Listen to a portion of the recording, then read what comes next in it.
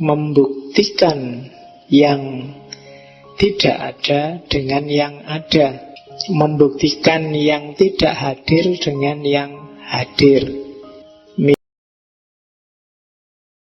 Alhamdulillahirabbil alamin wa bihi nasta'inu ala umurid dunya waddin. Allahumma sholli wa sallim wa barik ala habibina wa syafi'ina sayyidina wa maulana Muhammadin wa ala alihi wa ashabihi ajma'in. Amma ba'du. Bismillah. Kita lanjutkan ngaji filsafat kita malam ini. Pertemuan terakhir, ya, temanya lebih dahsyat lagi dibandingkan minggu lalu. Sebenarnya ini kelanjutannya minggu lalu. Kalau minggu lalu argumen tidak adanya Tuhan, malam ini kita ketemu argumen adanya Tuhan. Hari ini kalian perlu kenal yang gelap-gelap dulu, yang terang besok. Karena salah satu, kalau kalian merasa sedang mencari cahaya, bekal paling penting untuk kalian bisa nemu cahaya, kalian harus bisa mengenali kegelapan. Kalau kalian masih belum bisa membedakan mana gelap, mana terang, kalian gak akan bisa ketemu cahaya. Rumusnya itu. Apalagi hari ini, yang gelap dan yang terang kan campur. Nah, itu kalau ilmumu tidak lengkap, itu kamu anggap cahaya padahal itu gelap. Kita masuk sekarang ke tema ini. Argumen logis adanya Tuhan. Oke, bismillah. Pertanyaan besarnya kan ini sebenarnya. Tuhan itu ada enggak? Apalagi kalau dilanjutkan, kalau Tuhan itu ada, Tuhan yang mana yang paling benar? Itu lebih pening lagi kamu. Tapi pertanyaannya ini dulu. Dan itu argumen yang paling dikenal. Ada 1, 2, 3, 4, 5 sebenarnya. Cuma itu tak tambahi yang beberapa kalian sudah kenal. Ada ontologis, kosmologis, teleologis, argumen desain, argumen taruhan, sering tak singgung tentang Hegel, argumennya Pascal, argumen moralnya Immanuel Kant, dan argumennya para mistikus, religious experience. Yang belajar filsafat agama mesti pernah ketemu argumen-argumen ini. Tapi saya tidak tahu dosennya ngajarin atau tidak caranya membantah argumen-argumen ini. Ya, nggak usah takut dibantah. Ini argumen kreasinya manusia kok. Kalau kita membantah argumen ini bukan berarti kita membantah adanya Tuhan. Kita membantah argumennya. Ada yang tidak pas dari argumen itu. Yaitu kalau dikategorikan ada 2. Yang pertama argumen a priori, yang kedua argumen a posteriori. Kalau a priori itu permainan akal saja, kalau a posteriori itu didasarkan pada pengalaman. Makanya orang yang tidak mau lihat kenyataan, idealisme aja yang dipegang, merasa benernya sendiri terus-terusan, itu biasanya sering disebut orang yang a priori. Oke, kalau a posteriori itu berdasarkan pengalaman. Wong sudah jelas, misalnya yang ikut ngaji malam ini semuanya anggap wah ngantuk, ada yang senden terus ngantuk, pokoknya masih ngeyel, pokoknya ngaji ini menarik sekali, santrinya semangat sekali. Itu namanya a priori. Tidak lihat kenyataan. Nah, pikiran yang mempertimbangkan kenyataan itu a posteriori. Kalau di Immanuel Kant, pernyataan yang bisa diterima itu jenisnya sintesis a priori bisa, atau analitik a posteriori. Tapi yang paling dikenal yang sintetik a priori, berdasarkan pengalaman terus diolah oleh akal. Jangan analitik a priori. Analitik a priori itu biasanya pernyataan yang cuma bulat, dari akal ke akal. Itu yang bahasa Jawane akal-akalan. Itu analitik a priori. Kelihatannya masuk akal, tapi itu sebenarnya a priori. Hanya dibulat-bulatkan aja argumennya. Oke, itu dulu di Immanuel Kant sudah dijelaskan. Jadi ada 1, 2, 3, 4, 5, 6, 7 jenis argumen. Nanti di belakang ada sisa-sisa argumen selain 7 yang besar ini. Semuanya jangan khawatir, nanti tak sebut juga. Yang 7 ini bisa dibagi 2. Ada yang a priori, main akal, Pak miliknya Santo Anselmus. Ada argumen kosmologis, Thomas Aquinas dan para filosof Muslim kebanyakan. Argumen teleologis, argumen desain, argumen taruhan, argumen moralnya Immanuel Kant, argumen religious experience. Biasanya orang pakai ini, nggak tak sebut satu sebenarnya yang tiap hari kalian pakai, argumen kitab suci.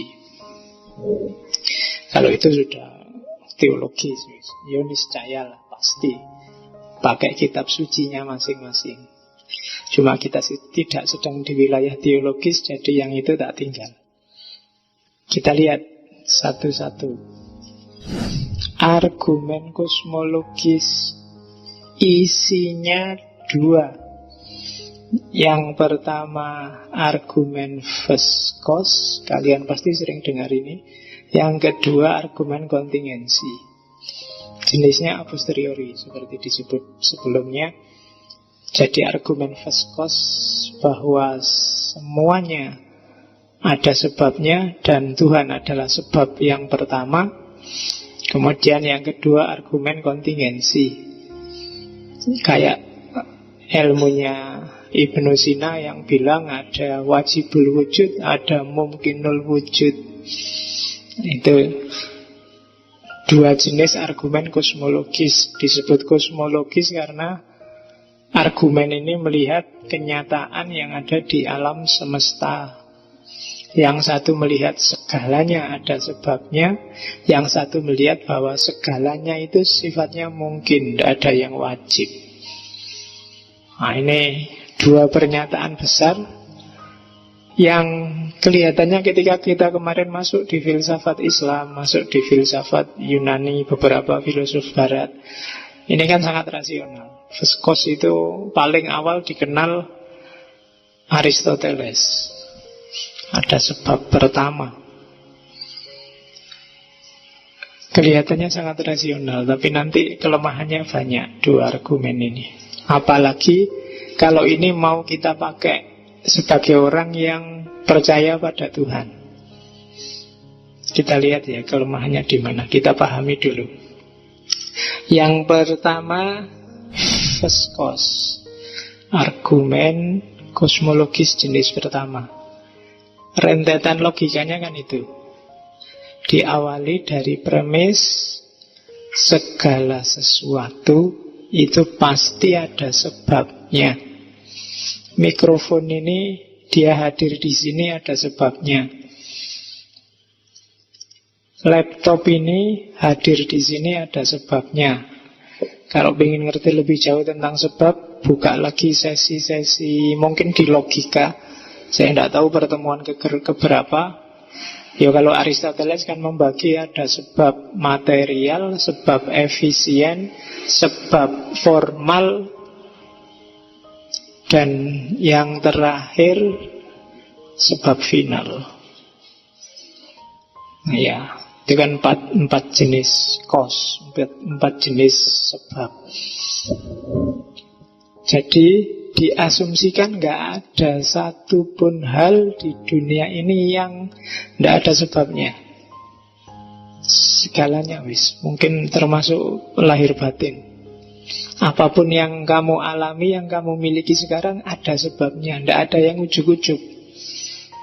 Ujuk-ujuk saya dapat uang pak. Nggak, kamu ngertinya ujuk-ujuk itu ada sebabnya. Orang lewat, mau uangnya ditaruh di saku, kok meleset terus jatuh ke bawah. terus ketemu kamu, kan itu aja. Ada sebabnya, itu ndak kok jatuh dari langit. Ya kadang-kadang kan kamu ngambil uang terus lupa nyaku. Hati-hati kalau sholat Jumat. Karena ada itu ceritanya, pas kotaknya lewat, nyari uang, ini kok uang kok besar semua. Kamu buka dompet, nah carinya yang kecil. Kamu cemplungin 1.000. Begitu kamu cemplungin, dari belakang orang, mas 200.000 dikasihin kamu. Mas, kamu kan heran, itu uang kok boros 200.000 mau dicemplungin, itu dicemplungin. Iya. Begitu habis Jumatan, Pak 200.000 dicemplungin sampai itu 2.000, 5.000 kan cukup. Loh itu tadi uangnya masnya jatuh, mas lagi. Iya. Oke. Makanya jangan pelit-pelit. Kalau kamu masukin berapa? 1.000. Jangankan 1.000, Pak. Iya, lewat aja saya tidak ngerti, Pak, ngantuk. Iya. Ya mbok kalau nggak ngasih nggak apa-apa, cuma jangan ngantuk. Kasihan yang mau muter itu loh. Kamu mau ditaruh ini masih tidur, mau didorong ke sana jangan-jangan mau ngasih, mau dibangunin susah. Oke, itu pun ada sebabnya. Nggak ada yang jatuh dari langit dalam banyak hal. Itu premis pertama mengimplikasikan premis kedua. Tidak ada satu hal pun yang jadi sebab bagi dirinya sendiri. Sebab itu selalu di luar musabab. Yang bikin HP bukan HP ini sendiri. Yang bikin anak bukan anak itu sendiri. Ya kan gitu, malah kacau nih anak itu sendiri. Sejago-jagonya tukang sulap itu tetap tidak bisa menciptakan dirinya sendiri. Apapun. Jadi premis pertama, ini mulai mikir logika, harus agak pelan-pelan. Tidak ada sesuatu yang jadi sebab bagi dirinya sendiri. Selalu sebab itu di luar dirinya. Ya meskipun kamu bilang, saya Pak tidak tahu entah kenapa kok rasanya sedih sekali. Ya enggak, itu berarti ada yang mendorong yang bikin kamu sedih. Entah perasaanmu, entah kenanganmu, entah memorimu yang lama, selalu dari luar. Nah, terus ada lagi premis ketiga. Premis ketiga, tidak mungkin ada tapi rangkaian sebab akibat yang tanpa akhir. Wah ini susah kan? Susah dibayangkan. Ini ada sebabnya. Sebab ini juga disebabkan oleh ini. Ini disebabkan oleh terus. Yang nggak ada akhirnya susah dibayangkan. Misalnya mikrofon ini dari pabrik mic. Pabrik mic bahannya dari plastik. Plastik bahannya dari apalah. Ya beras plastik lah. Jadi pengrajin plastik dari petani yang nanam plastik, apa ada nanam plastik. Ya lah pokoknya terus itu. Sebab terus yang tidak ada akhirnya, tidak ada titik akhir. Yang pertama ada itu akal tidak nyampe. Tidak mungkin ada sebab akibat yang tanpa akhir. Nah, oleh karena itu dari premis 1, 2, 3 disimpulkan pasti ada sebab yang paling awal. Oke, ada musiknya. Pasti ada sebab yang paling awal. Cereng-cereng gitu. Itu seru, enggak apa-apa. Dan gak ngantuk, enak ada musiknya gitu. Sesuk tak kasih ilustrasi. Cereng-cereng gitu ya kalau. Oke, iya. Nah, sebab pertama ini harusnya kan dia tidak punya yang bikin dia ada. Tidak ada yang menyebabkan dia ada. Jadi kalau tadi ada rangkaian sebab akibat, dia yang paling pertama. Ya namanya pertama kan nggak ada lagi. Kalau masih ada lagi, nanti sebabnya ada lagi, tasalusul lagi, tambah akhir. Dan itu akal Mustahil bisa begitu katanya akal. Nah, kalau sebab yang pertama ini kita anggap Tuhan, kita kan selalu begitu. Tuh, sebab pertama itu ya Tuhan. Berarti ya Tuhan memang ada. Sebagai konsekuensi logis, diawali dari kenyataan di kosmos ini bahwa semuanya ada sebab. Itu argumen first cause namanya. Dipelopori Aristoteles, disempurnakan oleh Thomas Aquinas, dibantu oleh Ibn Rus dan kawan-kawan. Jadi segala sesuatu pasti ada sebabnya. Tidak ada sesuatu yang jadi sebab bagi dirinya sendiri. Yang ketiga, tidak mungkin ada rangkaian sebab akibat tanpa akhir. Yang keempat, berarti ada sebab pertama yang tidak disebabkan. Karena kalau dia ada yang bikin dia, ya berarti ada sebab lagi. Belum pertama, yang sebab ini mungkin yang pertama. Tapi kok masih ada lagi, ya terus, berarti belum pertama. Dan harus ada berhentinya. Kalau nggak ada berhentinya, nggak masuk akal.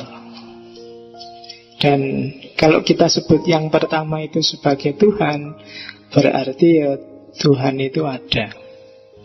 Oh, ini kan argumen luar biasa. Kalau saya berhenti di sini, bagi kamu ini argumen yang sempurna. Berarti Tuhan itu memang ada. Ya tidak apa-apa, memang level kita masih belum nyampe untuk mengkritisi yang ini. Tapi para filosof sudah banyak yang mengkritik ini. Yang pertama, kritik terhadap argumen ini adalah, dibaca yang besar-besar itu ya. Coba perhatikan, dari urutan logik itu ada premis yang kontradiksi, yaitu premis kedua dan premis keempat. Tadi katanya nggak ada satu hal pun yang menjadi sebab bagi dirinya sendiri. Tapi kok di 4 jadi berubah? Ternyata ada tuh. Oh, itu dari sisi logika sudah nggak nyambung. Kalau memang ada sejak awal bilang ada. Tapi tadi katanya nggak ada. Sekarang bilangnya ada. Nah, itu kontradiksi namanya. Nah, itu kamu tadi kan nggak teliti, tapi ahli logika ngerti, teliti. Itu yang bikin kamu gampang dihapusi kalau nonton infotainment itu. Oke, SB siapa? Sekarang kan orang ramai dengan SB itu. Ya, Sepp Blatter. Akhirnya dia digosipkan di Indonesia, akhirnya mundur dia dari ketua FIFA. Mungkin dia nggak paham, itu gosipnya untuk prostitusi online kok. Dianggap gosip FIFA mungkin. Terus dia mundur. Oke. Nah, itu yang 24, kontradiksi, tidak nyambung. Terus perhatikan premis ketiga. Tadi kan kamu seneng aja, nggak nyampe lo akal kalau ada sebab akibat tanpa akhir. Kenapa kalian menerima? Karena di premis ketiga itu kalian menyamakan antara angka dan peristiwa. Jadi tak baca ya, premis ini biasanya karena kita punya asumsi bahwa rangkaian angka yang tidak terbatas itu tidak ada. Pasti ada batasnya. Rangkaian angka itu gini, kalau kalian tak tanya angka paling kecil berapa, kalian mesti nggak nyampe akal saya pak. Tapi ada toh, pasti ada pak. Kan gitu. Angka paling besar berapa? Wah, 99. Nggak nyampe pak saya menyebutnya. Tapi pasti ada pak. Ada pak. Kalau nggak ada kan Tuhan itu tidak terbatas. Kan kalian selalu bilang gitu. Kalau angka bisa, tapi kalau peristiwa nggak bisa. Peristiwa atau sesuatu secara logis itu pasti ada sebabnya. Bisa kalian cari. Kalian kan selalu membayangkan sebab itu Ini menyebabkan ini menyebabkan. Rangkaian sebab akibat nggak selalu begitu, bisa menyamping, bisa macam-macam. Dan setiap peristiwa, sebut peristiwa apapun atau sesuatu apapun yang bisa kalian tahu, itu pasti ada sebabnya. Semuanya Pak, semuanya. Kalau itu peristiwa dan sesuatu, tinggal kalian nyari contoh. Lupa apa kita bisa? Ya logikanya begitu kan. Tidak ada peristiwa yang tidak ada sebabnya, atau sesuatu yang tidak ada sebabnya. Jadi premis ketiga, membacanya jangan rangkaian, tapi sebab akibat itu ada nggak di segala hal dan segala peristiwa. Kalau memang iya, ya berarti dia ada. Kamu kan terjebak di rangkaian itu, terus bayangannya kayak angka tadi akhirnya. Ya, tidak mungkin Pak, tidak terbatas, pasti ada batasnya. Kayak angka tadi. Berapa angka paling besar? Wah, kita tidak tahu Pak, tapi pasti ada. Ya, tapi berapa? Ya, tidak tahu Pak. Dan dia mesti ada batasnya kan. Kamu takut kalau tak terbatas itu terus nyaingi Tuhan. Jadi meskipun akal nggak nyampe, kamu bilang pasti ada batasnya. Dan kamu terjebak di situ, termasuk untuk sebab akibat ini. Kamu merasa bahwa loh, sebab juga pasti ada yang terakhirnya. Tapi katanya yang ngeritik argumen ini melihatnya jangan rangkaiannya, tapi coba dipahami bahwa di muka bumi ini, di alam semesta ini, apapun namanya, kalau itu peristiwa dan sesuatu, pasti ada sebabnya. Tinggal kalian nyari sakapoke contoh wis sebanyak mungkin, pilih sendiri yang kalian mampu menyebut sesuatu. Jin Pak, setan Pak, ada dari mulutmu tadi. Loh, ya kan paling gampang itu. Kamu yang bikin dia eksis. Jadi peristiwa apapun, momen apapun, ada awalnya pasti. Tidak harus ada rangkaian terakhirnya. Makanya nanti dibuka lagi ketika ketemu Derrida bahwa petanda transendental itu tidak ada. Seandainya ada rangkaian sebab pun, ya pasti nanti muternya tetap di dunia ini. Tidak bisa tiba-tiba muternya ke atas sana. Itu nanti didukung oleh Darwin dan kawan-kawan. Termasuk lahirnya alam semesta ini kan ketemunya Big Bang ternyata, bukan kun fayakun. Atau jangan-jangan kun fayakun itu kalau di bahasa barat kan jadi Big Bang itu. Kan ada yang nafsirkan gitu. Ya monggo, tidak apa-apa. Tapi argumen first cause ini, bantahan keduanya itu. Bantahan ketiganya, bagi kalian yang meyakini Tuhan hanya satu, jangan salah, argumen ini bisa membawa Tuhan jadi 10 loh. Tuhan jadi 20 loh. Kenapa? Siapa yang menjamin sebab itu cuma satu? Misalnya ada deh sebab pertama itu beneran, tapi apa jaminan di sini kan, di logika ini nggak ada jaminan. Terus sebab pertama itu hanya satu. Ya kan, sopo ngerti. Oh ini sebab, kalau manusia ujungnya yang jadi sebab pertama ini. Ini kalau hewan ujungnya sebab pertama itu, mungkin gitu. Wong komposisi logiknya seperti itu, tidak mengarah pada satu sebab. Dia bisa jadi banyak sebab. Jadi sebab pertama itu ada, tapi jumlahnya 2 misalnya. Yang satu sebab dari semua kebaikan, yang satu sebab dari semua kejahatan misalnya. Atau sebabnya banyak sesuai urusannya. Kalau urusan laut-laut ya sebabnya dewa laut. Kalau urusan angin-angin ya dewa angin. Kalau urusan udara-udara ya dewa udara misalnya. Bisa kayak gitu. Jadi yang monoteis tidak perlu GR pakai argumen ini. Karena bisa jadi argumen ini bisa juga dipakai orang kafir yang kamu sebut politeis, atau orang Zoroaster yang dualis. Jadi itu bantahan ketiga. Bantahan keempat,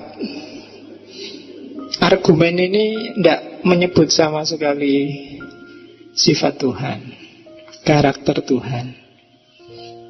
Jadi Tuhan yang kayak gimana ya tidak tahu. Bantahan kelima, kalau kalian pakai argumen ini, maka kalian akan seperti orang barat di awal pencerahan, deistik.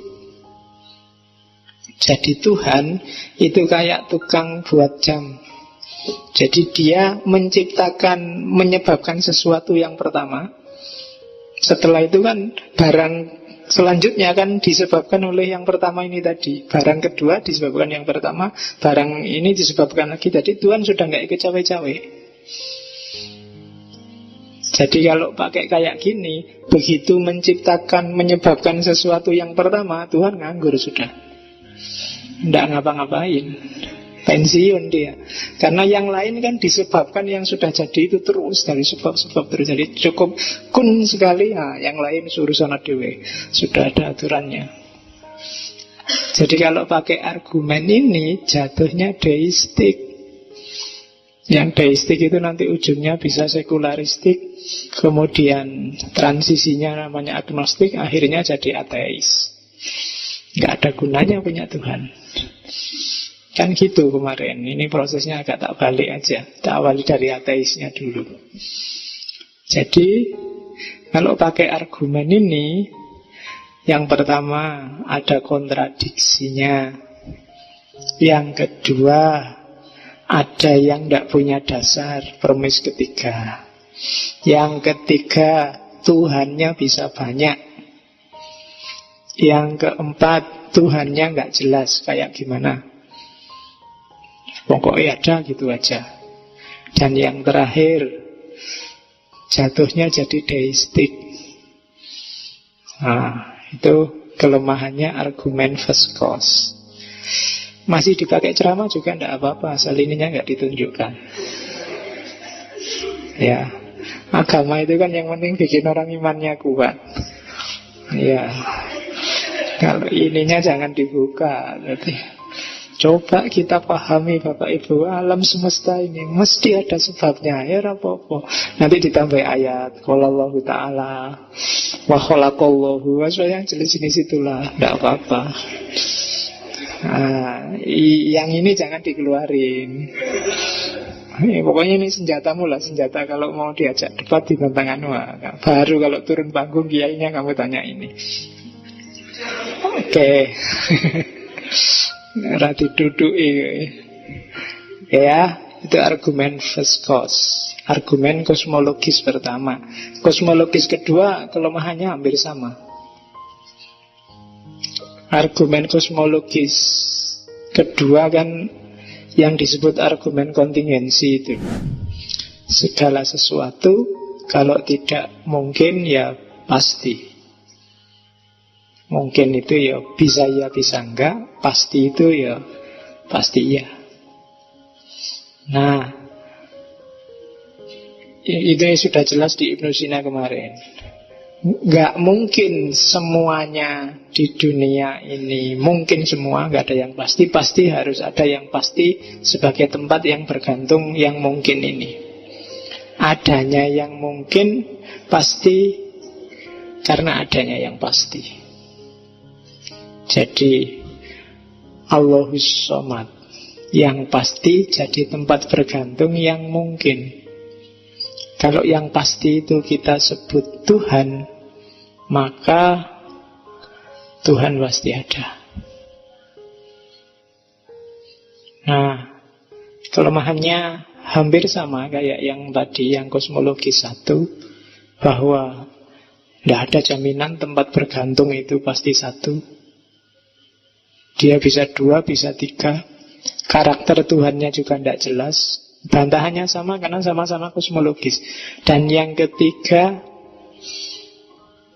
kalau tadi cuma sifatnya, kalau ini bisa lebih dalam karena zatnya juga tidak jelas. Bisa jadi tempat bergantung itu jenisnya manusia, mungkin juga bisa jadi tempat bergantung itu jenisnya pohon, mungkin bisa, itu tidak jelas di situ. Jadi cuma disebut tempat bergantung. Jadi berarti kalau logikanya dibalik, semua yang jadi tempat bergantung segala yang mungkin, itu berarti dia punya karakter ketuhanan. Mahasiswa mungkin lulus, mungkin tidak, maka dia bergantung pada dosen. Dan posisinya dosen saat itu kayak Tuhan. Nah, jadi kalau pakai argumen ini kamu bisa kejebak itu. Mahasiswa tidak ngerti fikih sama sekali, dia bingung dengan hukum, maka dia pasrah bergantung pada kiainya, pada ulama. Nah, posisinya kiai jadi tempat bergantung. Itu kan sama dengan dia bilang, untuk urusan fikih Pak Kiai, padamu aku bergantung. Kan gitu bahasanya. Nah, kalau memang logikanya begitu, maka argumen ini tidak mengarah pada hakikat zatnya Tuhan secara pasti. Orang malah bisa tersesat pakai argumen ini. Ya, kan banyak argumen ini kan biasanya diawali, kita ini sekarang hidup, besok mati. Jadi keberadaan kita itu hanya mungkin. Mungkin ada, mungkin enggak. Ada di sini, tapi di rumah enggak ada. Sampai titik itu enggak apa-apa. Tapi begitu titik yang bikin kita mungkin ada dan mungkin tidak, itu hanya tempat kita bergantung. Itulah yang kita sebut Tuhan. Nah, dengan logika yang sama, kayak tak kasih contoh tadi, kamu bisa tunduk pada dosenmu, kamu bisa tunduk pada kiaimu, bahkan kamu bisa tunduk pada pacarmu dengan hal yang sama. Aku tanpamu bagaikan apalah, kan selalu gitu. Dirimu kan biasanya dilenyap-lenyapkan, terus hanya ada tempatmu bergantung, yaitu pacarmu. Itu argumen kontingensi namanya. Jadi melenyapkan diri karena sifatnya mungkin, menegaskan yang digantungi karena sifatnya pasti. Biarlah diriku lenyap jadi debu asal engkau titik-titik. Nah itu ya argumen kontingensi. Tidak apa-apa lah, tak kasih contoh gini terus, karena saya tahu di sini banyak yang masih jomblo. Ya, iya, siapa ngerti setelah ini terus tergerak hatinya untuk mencari tempat bergantung. Iya. Oke, ya paling tidak banyak jemuran lah tempat bergantung. Oke, itu yang kedua, argumen kosmologis. Jadi kelemahannya argumen kosmologis itu tadi, secara umum dua yang atas itu, tidak mengarah pada Tuhan yang satu, tidak mengarah ke sifatnya Tuhan, bahkan tidak mengarah ke zatnya Tuhan. Beberapa argumennya tampak kontradiksi, tidak nyambung. Oke, itu bekal keduamu untuk mengkritik pembuktian Tuhan lewat dalil mungkin dan pasti. Jangan khawatir, akalnya manusia itu memang bantai gampang. Yang ketiga, ini yang paling sering dipakai orang, argumen teleologis. Kadang orang menyebutnya argumen from design. Jadi yang dilihat adalah alam semesta.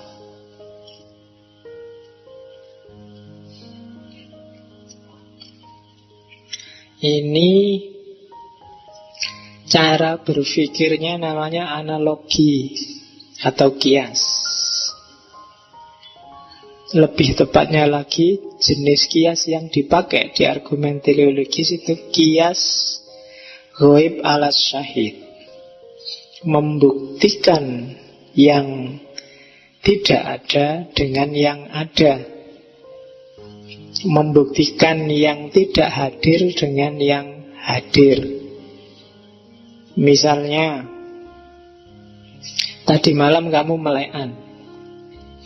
Begitu pagi-pagi kuliah masuk kelas, kamu masih riyip-riyip, bolak-balik angop, apa bahasa Indonesianya angop itu ya? Menguap itu bukan air itu. Menguap ya mengangop. Ngangop terus matanya merah, terus teklak-tekluk. Loh, dari yang hadir itu, meskipun kamu nggak cerita apa-apa, bisa aku simpulkan bahwa tadi malam kamu melekan. Jadi mata merah, kamu bolak-balik angop, teklak-tekluk, itu kan syahid yang kelihatan. Dari yang kelihatan bisa disimpulkan bahwa atau misalnya kamu punya tetangga atau teman manten baru, subuh-subuh kamu mau ke masjid, loh kok orang ini mandi. Nah, dari mandinya kamu simpulkan tadi malam mesti terjadi. Ya kan? Kamu gak perlu nginjeng, gak perlu ngintip, tapi dari syahid mandinya dia bisa disimpulkan, kamu simpulkan yang gaib tadi malam bahwa terjadi sesuatu. Itu namanya syahid ala ghaib. Kalau Pak yang mantan rektor UIN itu Pak Musa As'ari selalu ngasih contoh, kalau kamu jalan-jalan di Kaliurang, tiba-tiba kalau kamu naik misalnya ke Telogo Putri itu masuk ke hutan-hutan, tiba-tiba di situ kamu lihat ada celana dalam berserakan. Entah bekas apa itu.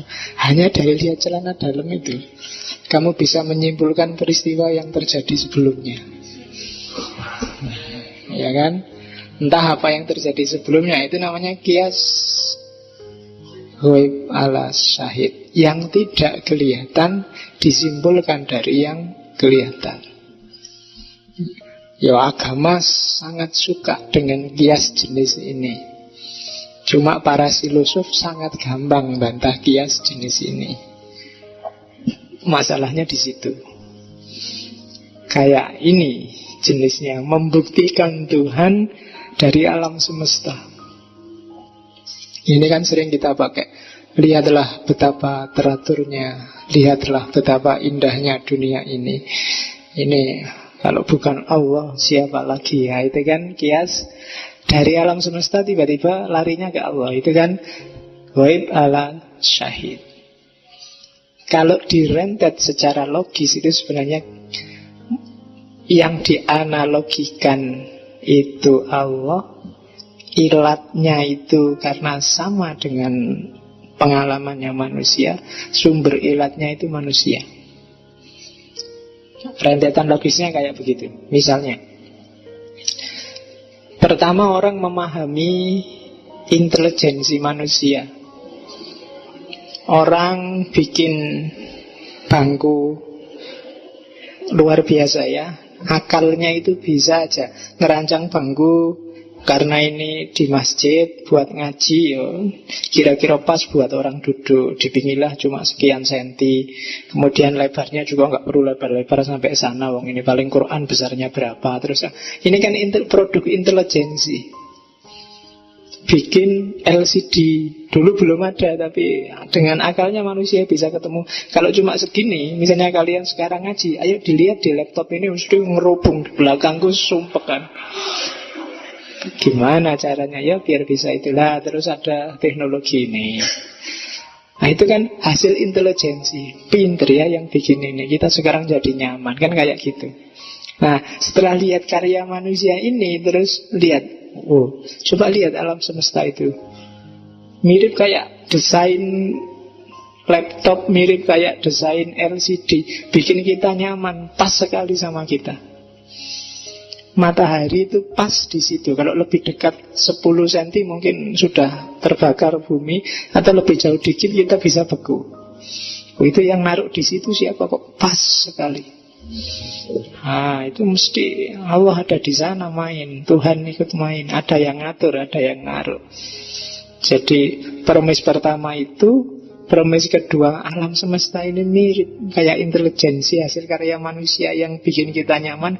Dia juga bikin kita nyaman, tapi dia skalanya besar, luar biasa. Jadi alam ini berarti juga produk intelijensi. Produk intelijensi itu berarti tidak asal. Ndak asal itu berarti ada tujuannya, dirancang khusus untuk kepentingan tertentu. Itu namanya bertujuan. Bertujuan itu bahasa Yunaninya telos. Makanya argumennya disebut argumen teleologis. Ada desainnya. Sesuatu yang didesain itu kan berarti ada tujuan tertentu.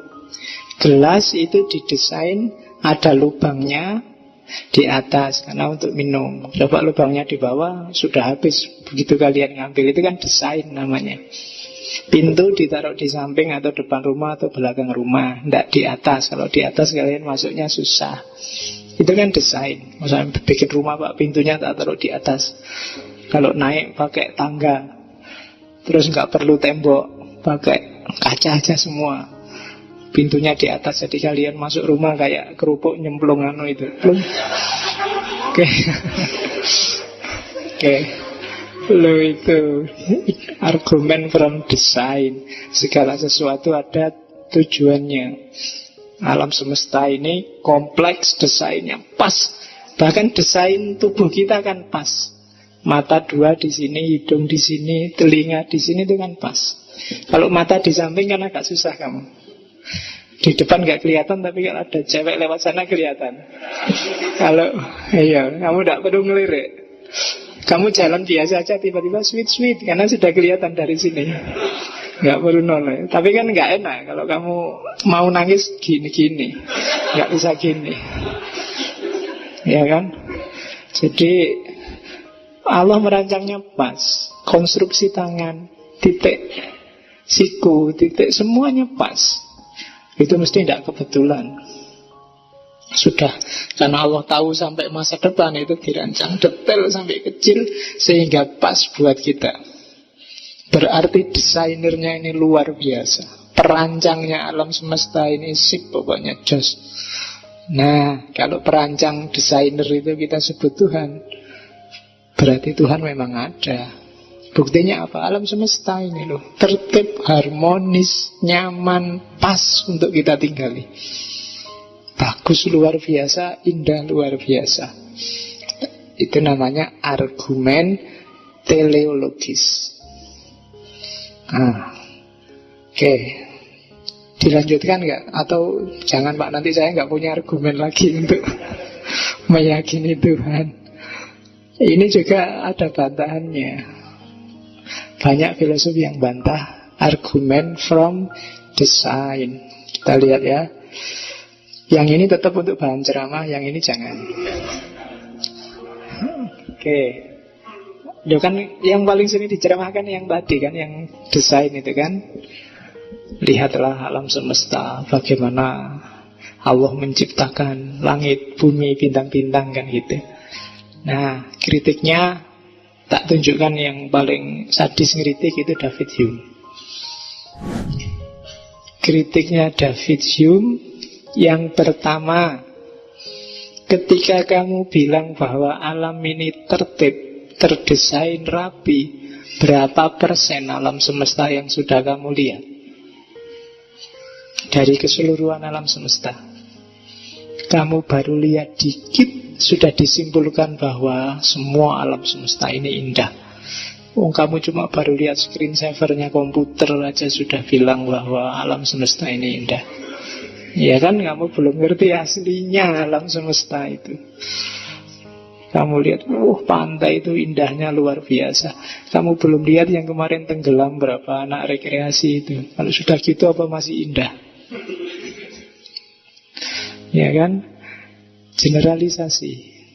Argumen ini katanya David Hume, kelemahan pertama adalah mengeneralisir, overgeneralisasi. Hanya lihat beberapa fenomena alam yang dianggap harmonis, terus disimpulkan seluruhnya harmonis. Loh, hawanya sekarang loh Pak, enak Pak, enggak. Panas, karena saya nggak suka dingin, saya suka yang panas. Panas ini enak. Enak bagimu, tapi bagi orang yang nggak seneng panas, begitu panas dia sumpek. Begitu kena panas penyakitnya kambuh. Mungkin gatal-gatal, mungkin alergi karena banyak debu.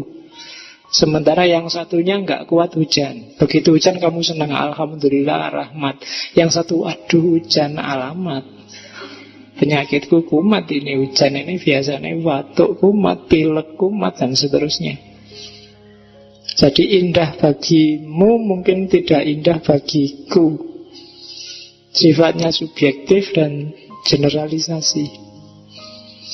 Itu kritik pertama. Itu nggak bilang kritik sadis langsung dibunuh, bahwa ini generalisasi, selesai. Jadi kalau ada kiai ceramah, lihatlah alam semesta ini betapa indahnya. Ya kamu boleh tanya, alam bagian mana itu?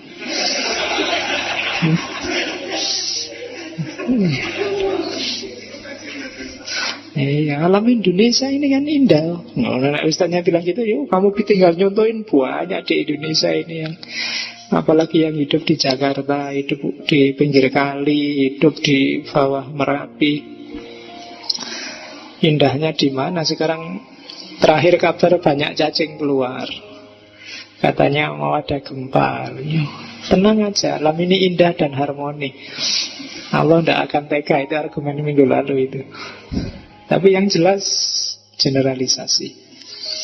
Berapa panjang umurmu untuk menjelajahi seluruh alam semesta? Bumi aja kamu mungkin tidak ada seperempatnya kok yang kamu ngerti.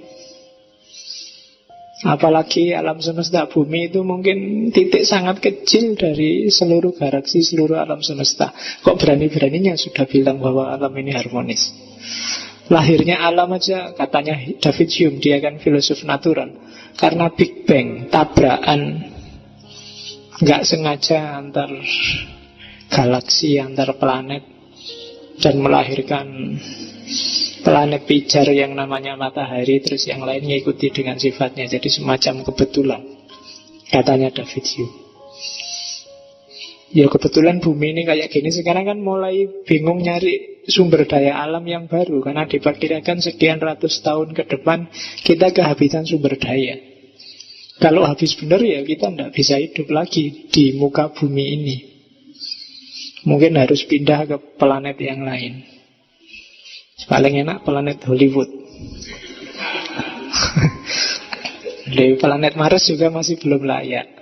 Atau jangan-jangan ya itulah nanti kiamat. Kamu mungkin bilangnya gitu. Oke, yang pertama itu general. Yang kedua, jangan bilang kamu ganteng kalau nggak ada orang jelek.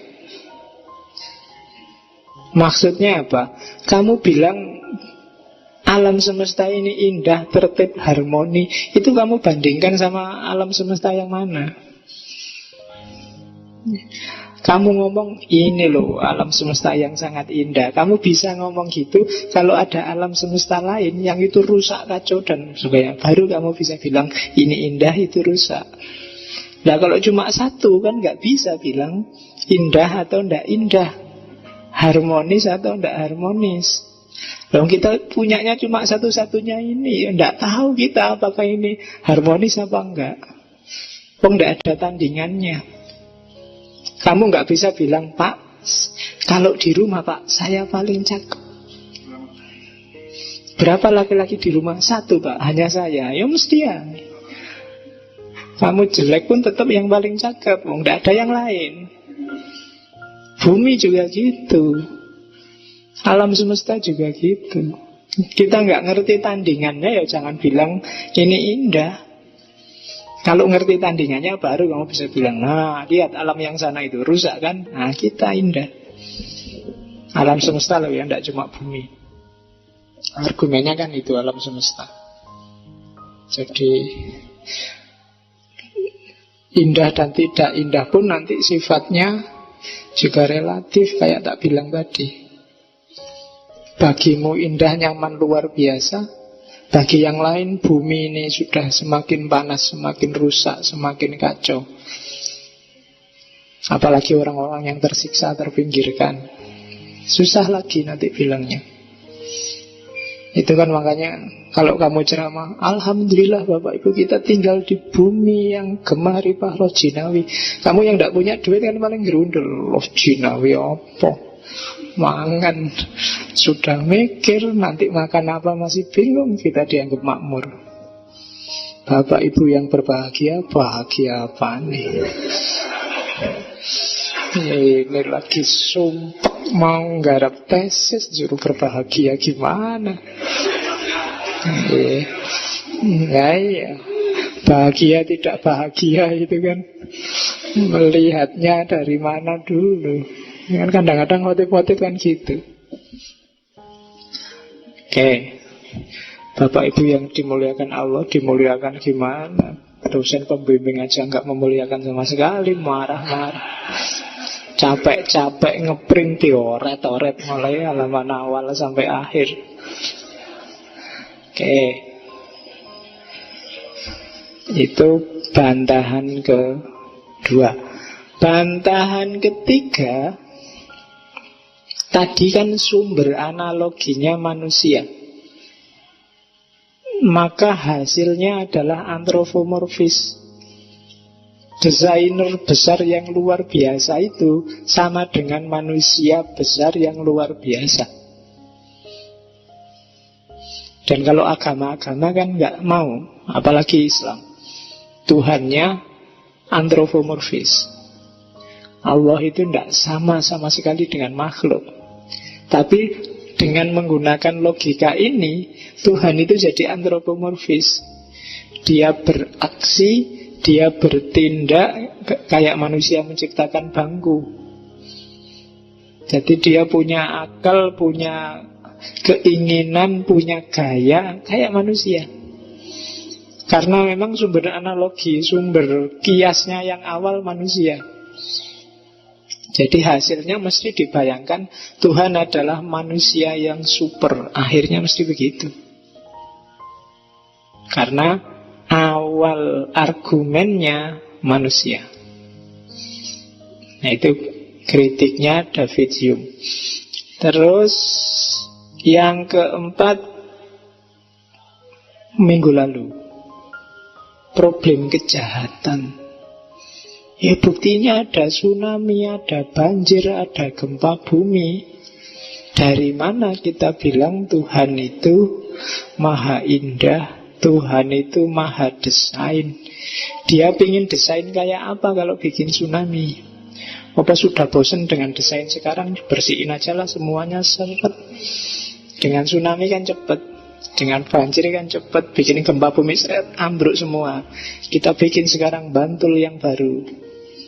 Apa gitu? Kejahatan. Jadi kritiknya David Hume, kalau kita masih pakai argumen from design, hasil akhirnya kita akan tabrakan dengan dunia yang sudah mulai rusak. Apa kalau memang sudah mulai rusak gini Tuhannya nggak ada? Apa Tuhan sudah cuek? Apa kayak katanya Ebit GAD itu Tuhan sudah mulai bosan? Ya kan? Ya mungkin enggak lah. Bosan itu kan karena enggak ada variasi. Sekarang manusia itu kan variatif sekali. Dosanya juga enggak monoton, macam-macam. Lah ya itu kan enggak bikin bosan tau. Mesti Gusti Allah bikin ngerti lagi. Jajal mau bikin apa lagi? Prostitusi aja sekarang variasinya macam-macam. Sabu variasinya macam-macam, sampai coklat sampai semuanya ada sabunya. Itu kan malaikat dan Tuhan itu mesti tertarik. Luar biasa seneng loh. Ternyata manusia tidak membosankan. Kreatif. Oke. Itu kritiknya David Hume. Kita nggak lihat bagian bumi yang rusak sih, lihat yang bagus-bagus saja. Makanya kesimpulannya gitu.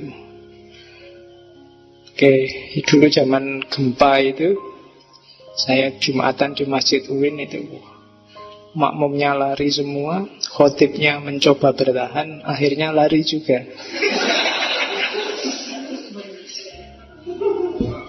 Nah, iya, loh kan itu gempa susulan banyak itu waktu habis. Jadi problem kejahatan. Lagi enak-enaknya sholat ada gempa susulan. Berapa hari setelah gempa besar itu kan trauma-traumanya orang. Ada goyang dikit aja sudah bubar orang semasjid. Iya. Jadi khotibnya pinginnya agak lama dikit lah biar syarat rukunnya pas dilengkapi apa, tapi yo ndak tahan juga, akhirnya ya lari. Ya urusannya nyowo. Oke. Nah itu bagian dunia yang ndak bisa dikasih argumen from design. Oke, itu jadi kritik kesekian terhadap argumen. Ini yang agak harus mikir pakai logika. Argumen ontologis. Santo Anselmus, bapak teologi kalau di Kristen. Dia yang bikin teologi itu dengan definisi faith seeking understanding, keimanan yang mencoba untuk memahami. Karena orang percaya, orang beriman itu akan lebih mantap kalau paham. Semantep-mantepnya orang percaya tidak paham, tetap lebih mantep percaya dan paham. Kamu percaya tidak paham, investasi jatuhnya bisa investasi bodong. Tapi kalau percaya dan paham yang kamu percaya apa, itu biasanya imannya lebih mantap. Dari situlah nanti lahir teologi. Duluan di Kristen kalau teologi. Dan ketika Kristen bersentuhan dengan Islam, umat Islam dihadapkan dengan pertanyaan yang sama terusan. Kalau Islam jawabannya apa? Dari situlah mulai lahir sekte-sekte teologi di Islam. Setelah sebelumnya juga sudah banyak sekte teologi di Kristen. Kalau kalian ada yang belajar teologi Kristen, aliran-alirannya sebanyak aliran-aliran dalam Islam. Ada yang modusnya kayak Jabariyah, ada yang modusnya kayak Qadariyah, mirip-mirip. Cuma mungkin orang Islam lebih ganas kalau berteologi, tapi orang Kristen lebih halus. Tapi aliran-alirannya juga banyak. Kalau kalian belajar itu kan hampir aliran itu tidak bisa dihitung. Yang Advent lah, yang inilah, yang itulah. Setiap daerah ada gerejanya. Apalagi Hindu. Apalagi Hindu Bali itu bisa setiap rumah ada puranya. Dan itu tidak masalah. Oke. Argumen ontologis orang ini satu-satunya argumen yang a priori, dari akal ke akal. Jadi bayangkan, ini diawali dari bayangkan. Tuhan itu apa sih? Tuhan adalah wujud yang paling besar, yang paling agung, yang bisa kita pahami. Nah, jadi kalau ada orang tanya, Tuhan itu ada apa enggak? Ada. Apa sih Tuhan itu? Tuhan wujud yang paling besar yang bisa kita pahami. Loh, dari mana kok dengan definisi ini kamu bilang Tuhan itu ada? Ya, karena kalau namanya paling besar, itu dia harus ada. Kok bisa begitu? Misalnya gini, kalau ada sesuatu antara dalam bayangan saya punya uang banyak sekali, hanya dalam bayangan, dengan saya punya uang banyak sekali dalam kenyataannya, itu lebih besar mana? Lebih besar yang dalam kenyataan kan? Maka yang paling adalah yang ada dalam kenyataannya. Jadi Tuhan dalam bayangan kita itu kan gak ada kenyataannya, tapi kita yakini itu sebagai paling besar, paling agung, paling utama. Kalau itu paling, dia pasti ada kenyataannya. Kalau masih belum ada kenyataannya, belum paling dia. Karena untuk derajat paling, itu harus ada kenyataannya. Kayak uang tadi loh, uangku paling banyak, tapi cuma dalam bayangan. Nah itu lebih banyak lagi, uangku paling banyak dan ada kenyataannya. Berarti yang paling adalah yang ada kenyataannya ini. Tentang Tuhan juga begitu. Kalau tadi hanya sekedar konsep, pokoknya saya yakin Tuhan itu paling besar. Begitu kita ngomong Tuhan paling besar, berarti dia ada kenyataannya. Karena kalau dia cuma konsep, dia belum paling. Nah itu mikirnya tuh. Jadi orang pinter itu gitu. Awalnya kamu disuruh ngelamun aja, bayangkan cewek paling cantik. Cewek cantik itu yang rambutnya panjang, yang paling cantik loh ya. Iya Pak, yang rambutnya panjang, yang kulitnya putih dan seterusnya. Nah, oh itu belum paling cantik. Milikku lebih cantik. Kriteriaku persis kayak kamu, tapi dia harus ada dalam kenyataannya. Nah itu kan berarti lebih cantik yang ada dalam kenyataan ini dibandingkan yang cuma dalam khayalan. Tuhan juga begitu. Awalnya cuma kita yakini aja kan dia zat yang paling besar. Tapi begitu kita yakini dia zat yang paling besar, berarti dia harus ada, pasti ada dalam realitas. Kalau dia nggak ada, dia belum paling besar. Karena antara cuma konsep dengan ada kenyataannya, lebih besar yang ada kenyataannya. Maka yang paling besar ini harus ada kenyataannya, karena kita kasih atribut paling.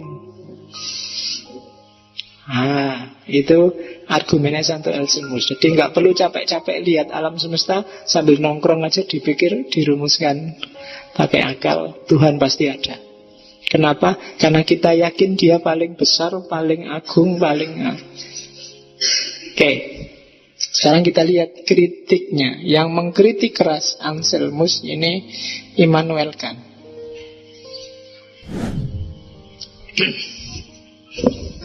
Yang pertama, pikiran-pikirannya Anselmus itu tetap sifatnya a priori.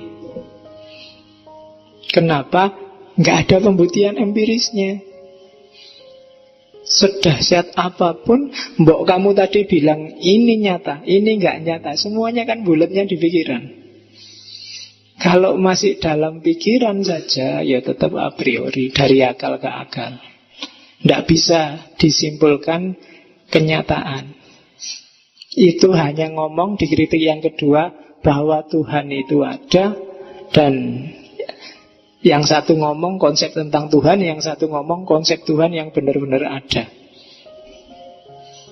Jadi kritik pertamanya kan itu. Kritik keduanya Immanuel Kant, kesalahan besarnya Anselmus adalah mencampur antara first order predicate dan second order predicate. First order predicate itu predikat yang nambah sesuatu pada barangnya. Misalnya mikrofon ini warnanya hitam. Hitam ini first order, nambah sesuatu, keterangan tentang mikrofon ini. Tapi yang second order itu nggak nambah apa-apa. Kalau saya ngomong mikrofon ini ada, itu kan nggak nambah apa-apa. Karena begitu aku ngomong mikrofon ini, ya mesti ayo ono. Itu namanya first order. Ya kayak kamu kalau ditanya tadi loh, gimana pacar kriteriamu yang kamu cari kayak gimana? Saya nyari pacar yang putih Pak, yang rambutnya panjang, yang kakinya 4, yang misalnya contoh ini misalnya. Terus contoh. Nah, yang satunya kalau kamu ceritanya, ya saya persis kayak dia sih Pak, rambutnya panjang, kulitnya putih, tapi harus ada Pak. Itu seolah-olah yang kedua ini lebih pintar. Atau kamu selalu bilang hidup Pak misalnya, seolah yang kedua ini lebih pintar. Tapi kalau bagi Immanuel kan itu yang kedua ini justru lebih bodoh. Kenapa? Dia tidak ngerti membedakan first order predicate dan second order predicate. Kalau aku tanya pacar yang kamu inginkan, itu maksudku berarti yang first order ini. Ya mesti wes ono, cuma cirinya yang kayak gimana. Itu kan kadang-kadang kamu, wah pinter kamu, ditambahi kulitnya putih, rambutnya panjang dan ada. Itu kayak lebih pinter yang ini, tapi ini lebih bodoh. Nggak ngerti level pembicaraan. Gitu loh. Itu kesalahan yang dilakukan oleh Anselmus. Level ngomongnya kacau. Jadi bulat, nggak jelas. Nah itu kritik dari Immanuel Kant terhadap Anselmus.